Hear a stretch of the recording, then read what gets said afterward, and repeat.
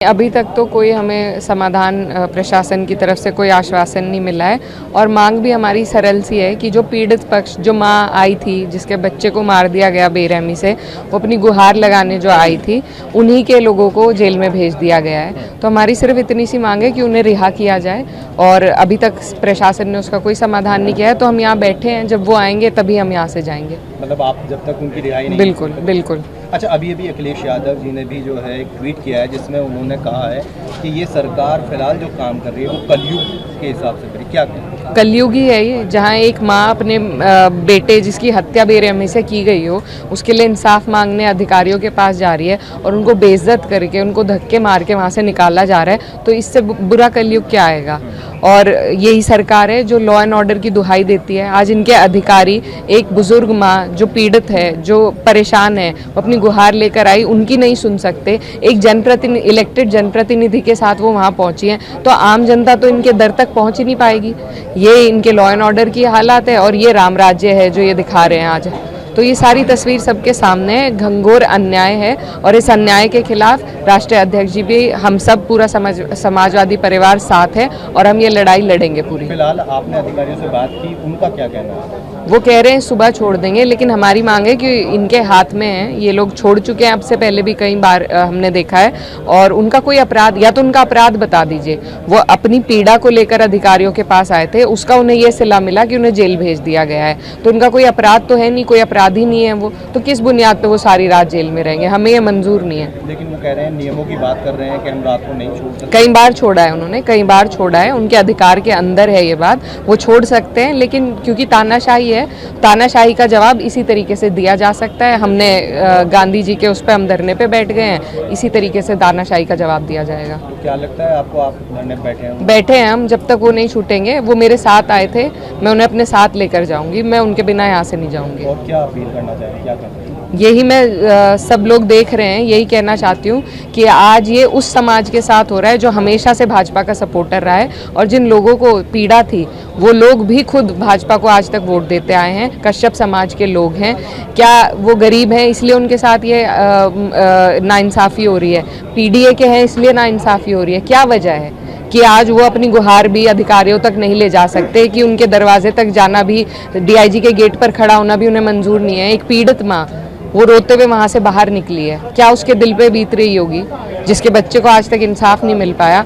तो हम सिर्फ उनसे आश्वासन लेने गए थे कि वो निष्पक्ष जांच का आश्वासन दे, वो तक नहीं दिया गया। तो क्या कसूर है इन लोगों का?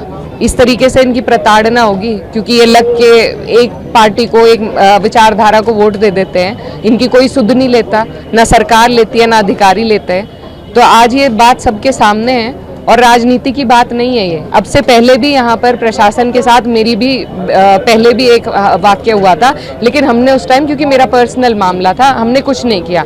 आज एक माँ की बात है जिस माँ ने अपने बच्चे को खोया है, जिसके बेटे को बेरहमी से मारा गया है, वो किसी भी समाज से हो, वो मुस्लिम हो, हिंदू हो, जाट हो, गुज्जर हो, कश्यप हो, किसी भी समाज से हो, अन्याय अन्याय है और अन्याय के खिलाफ हमारी ये लड़ाई है। विपक्ष भी, जो भाजपा है, वो कह रहे हैं कि अगर कश्यप समाज के ना होते तो शायद इतनी राजनीति ना हो। देखिए 20-25 दिन हुए हैं जब से वो बच्चा, वो लड़का जिसकी बेरहमी से हत्या कर दी गई, 20-25 दिन।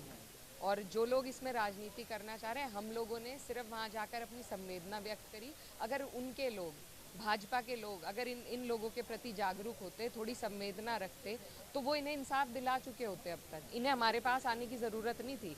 20-25 दिन गुजरने के बाद जब इनकी कहीं सुनवाई नहीं हुई, तब ये मेरे पास आए और मैंने इनसे कहा कि मैं आपको लेके चलूँगी, जहाँ आप कहोगे मैं लेके चलूँगी। ये मेरा फ़र्ज़ भी है।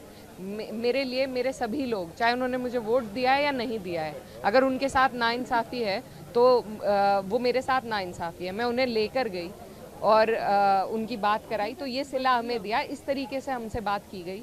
एक बुजुर्ग महिला रोते हुए दफ्तर से बाहर निकली है। ये दस्तूर है, ये कानून व्यवस्था है इनकी।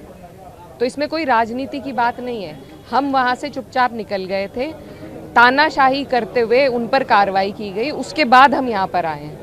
हम लोग जा चुके थे वहाँ से, लेकिन फिर से उन लोगों को पकड़ के मुझे महिला थाने भेजा गया, उन्हें दूसरे थाने भेजा गया, वहाँ से उनको जेल में भेजा गया, हमें धोखे में रखकर।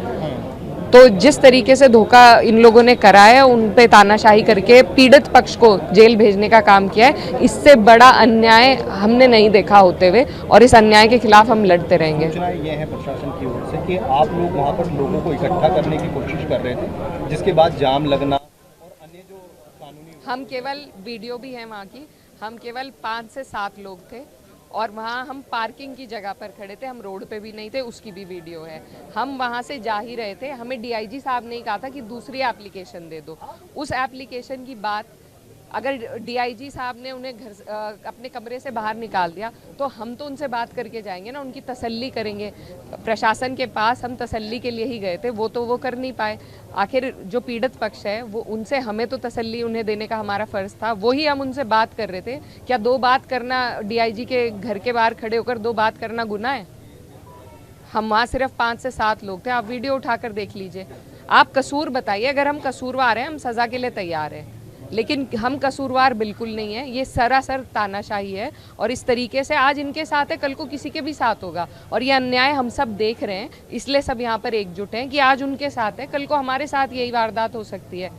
तो कोई कहाँ जाएगा, किसके पास अपनी गुहार लेकर जाएगा?